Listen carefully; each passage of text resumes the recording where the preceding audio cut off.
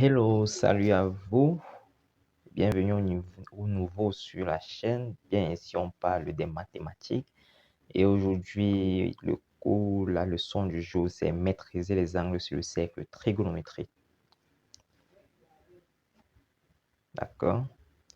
Alors, dans les vidéos précédentes, on a vu comment tracer le cercle trigonométrique, comment ça se définit et on a interagi avec ça.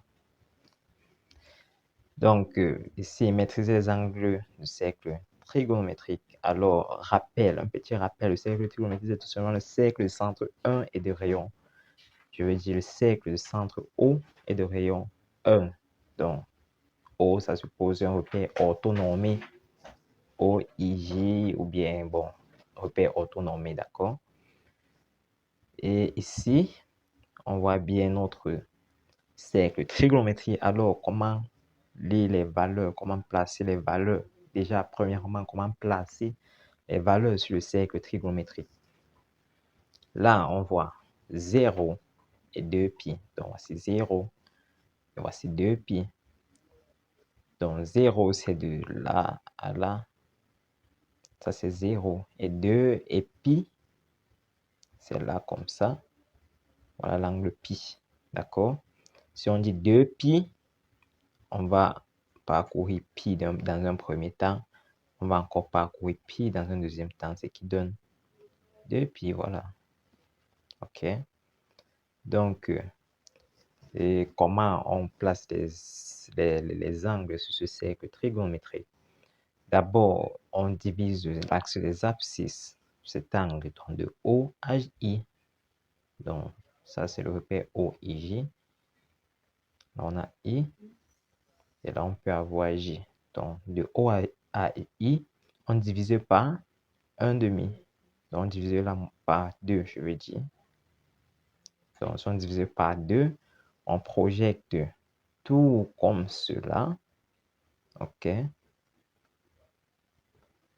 On projette tout comme cela. Ici, cet angle-ci, ce sera tout simplement pi sur 3. Voilà. Pi sur 3. Et cet autre angle, ce sera tout simplement moins pi sur 3. Quand on part dans le sens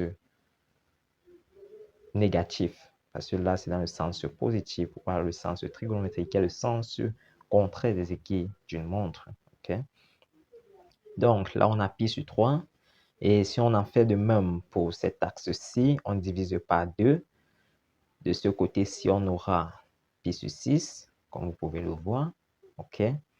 Et il a noté que, bon, d'ici à là, on a pi sur 6, qui est 1 pi sur 6. D'ici à là, 2 pi sur 6. D'ici à là, 3 pi sur 6, 4 pi sur 6, 5 pi sur 6, et etc. Et le cas de pi sur 3, bien, d'ici à là, on a pi sur 3. D'ici à là, nous avons 2 pi sur 3. D'ici à là, nous avons 3 pi sur 3 qui est encore pi. Et on peut continuer ainsi. D'accord? Et cet axe-ci, on la met également. Et cet angle, c'est l'angle correspondant à pi sur 4 simplement. OK? Pi sur 4. Donc, là, on peut déjà remplir les valeurs ici. Comme je l'ai dit, bon, nous avons aussi pi sur 2, hein, faut pas l'oublier. Pi sur 2, d'accord?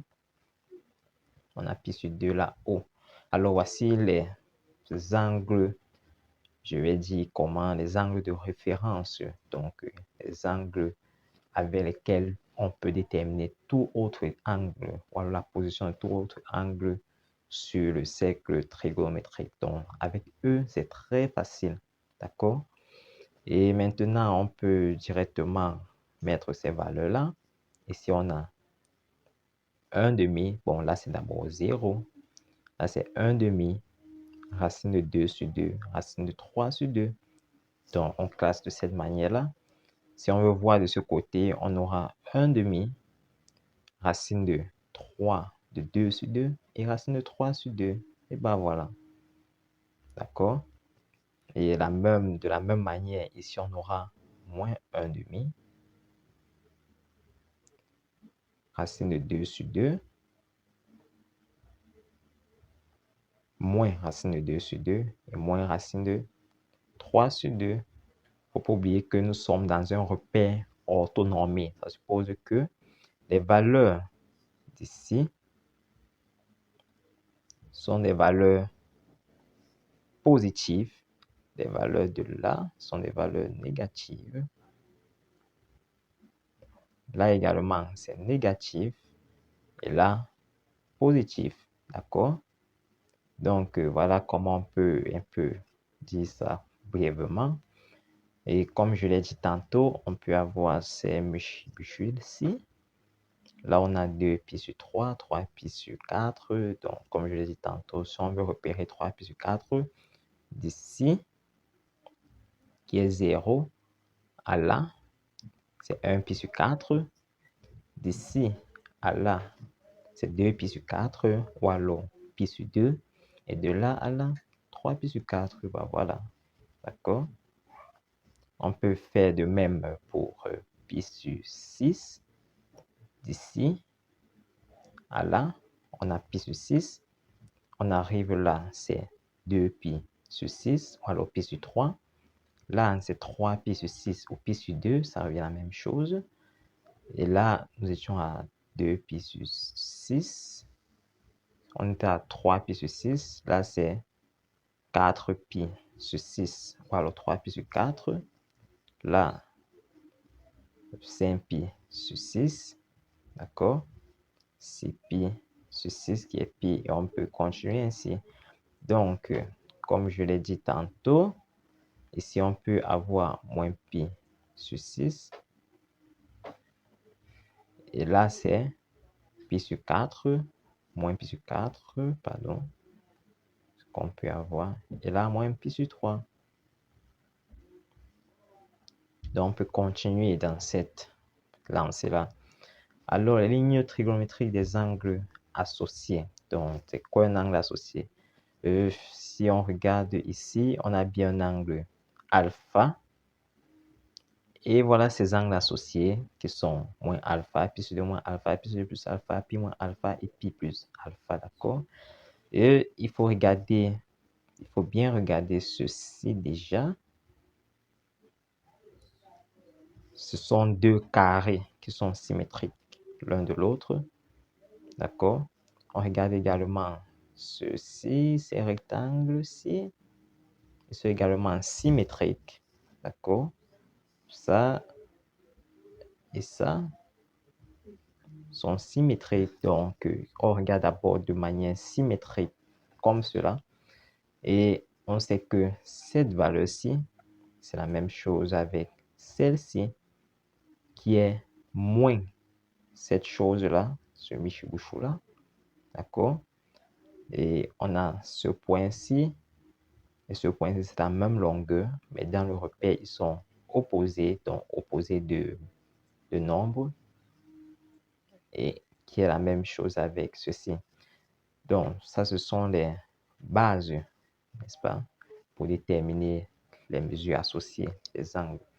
Alors, nous avons le cosinus de moins A, moins alpha. Donc, voici moins alpha, on le localise d'abord. Son cosinus, on peut voir que c'est le cosinus de A.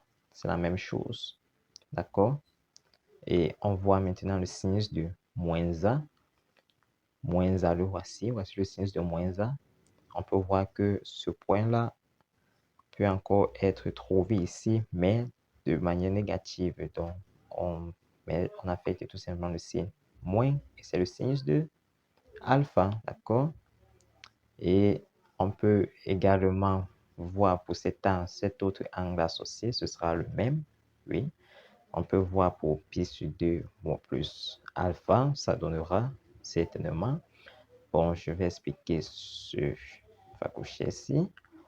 Cosinus de pi sur 2 plus alpha, on le localise d'abord sur le cercle trigonométrique, d'accord?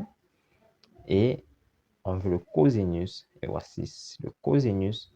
On peut regarder, on peut confondre ça, ceci. Non, pas confondre, on peut, en fait, c'est la même longueur. Donc, de haut à ce point-ci, on a une longueur et de haut à ce autre point, on a la même distance. Donc, mais cette valeur est négative. Ce point-ci, il est négatif, tandis que celui-là est positif. Donc, on dira tout simplement, et ça correspond au sinus de alpha, voilà. Donc, voilà l'axe des sinus, il ne faut pas oublier.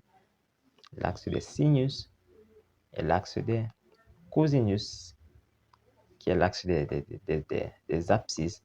Alors, si vous n'en revenez pas dans les vidéos précédentes, on a très bien détaillé cela. Donc, si vous n'avez pas vu la vidéo, je vous y invite à y aller. Je mettrai le lien dans la description. D'accord? Donc, voilà ce que ça donne pour le sinus de le cosinus de pi sur 2 plus alpha.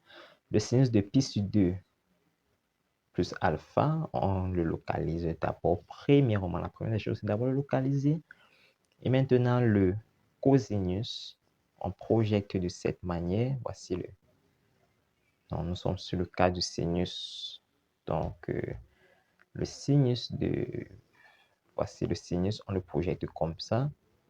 Voici le sinus. Et on peut voir que c'est la même distance avec celle-ci. Donc, cette distance et celle-là sont exactement les mêmes choses. Exactement les mêmes distances. Donc, et ça, c'est le cosinus de alpha. Ok, j'espère que c'est vu. Et le cosinus de pi moins alpha, on peut également faire la même chose. On trouvera certainement ces résultats. Et pour cosinus de pi plus alpha, on trouvera ce même résultat. D'accord? Bien.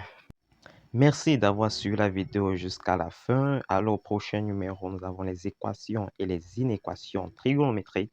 J'espère que vous avez kiffé cette vidéo. N'oubliez pas de vous abonner si vous ne l'êtes pas encore fait. Sans oublier d'activer la cloche de notification pour ne pas manquer les prochaines vidéos. Donnez un thumbs up et toutes les préoccupations laissées en bas dans les commentaires. Ciao, ciao!